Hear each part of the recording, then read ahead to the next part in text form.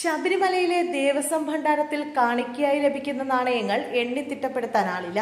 ഇതോടെ ലക്ഷക്കണക്കിന് രൂപയാണ് എണ്ണി തിട്ടപ്പെടുത്താനാകാതെ ഭണ്ഡാരത്തിൽ കുന്നുകൂടുന്നത്. പണം എണ്ണി തിട്ടപ്പെടുത്താനായി സ്ഥിരം ജീവനക്കാർ ആവശ്യത്തിനില്ലാത്തതാണ് പ്രതിസന്ധിയാകുന്നത്.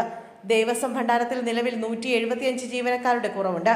എന്നാൽ ഭണ്ഡാരത്തിലേക്ക് നിയമിക്കാൻ ദേവസ്വം ജീവനക്കാരില്ല എന്നാണ് അധികൃതർ ചൂണ്ടിക്കാട്ടുന്നത്. ഈ പ്രതിസന്ധി പരിഹരിക്കാൻ താൽക്കാലിക ജീവനക്കാരെ നിയമിക്കാൻ ദേവസ്വം ശ്രമിച്ചെങ്കിലും ആവശ്യത്തിന് ആളുകളെ കണ്ടെത്താൻ കഴിഞ്ഞില്ല.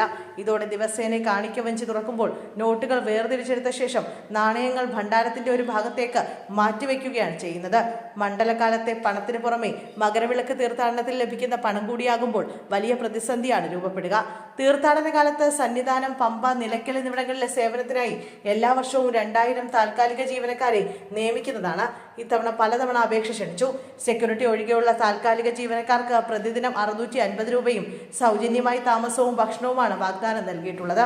സെക്യൂരിറ്റി ജോലിക്ക് ദിവസം 900 രൂപയാണ് ശമ്പളം, താമസവും ഭക്ഷണവും വേറെ. എന്നാൽ ഇത്തവണ 1750 പേർ മാത്രമാണ് അപേക്ഷിച്ചത്.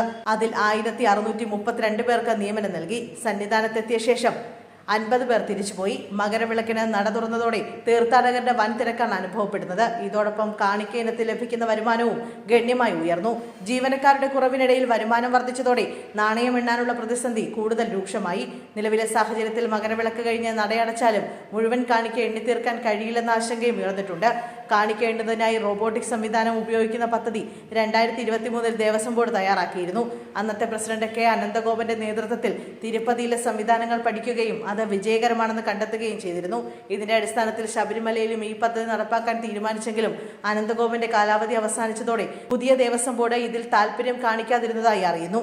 അതിനാൽ പദ്ധതി നടപ്പായില്ല. ഇതിനാൽ കഴിഞ്ഞ 2 വർഷമായി താൽക്കാലിക ജീവനക്കാരെ ഭണ്ഡാരത്തിൽ നിയോഗിച്ചാണ് കാണിക്ക എണ്ണൽ നടന്നിരുന്നത്. ഇപ്പോഴത്തെ പ്രതിസന്ധി രൂക്ഷമായതോടെ എല്ലാ ദിവസവും ഉച്ചയ്ക്ക് 2 മുതൽ 4 വരെ സന്നിധാനത്തിലെ എല്ലാ ഡ്യൂട്ടി പോയിന്റുകളിൽ നിന്നും 10 ജീവനക്കാരെ വീതം നാണയം എണ്ണുന്നതിനായി ഭണ്ഡാരത്തിലേക്ക് അയക്കണമെന്ന് ദേവസ്വം എക്സിക്യൂട്ടീവ് ഓഫീസർ നിർദ്ദേശം നൽകിയിട്ടുണ്ട്.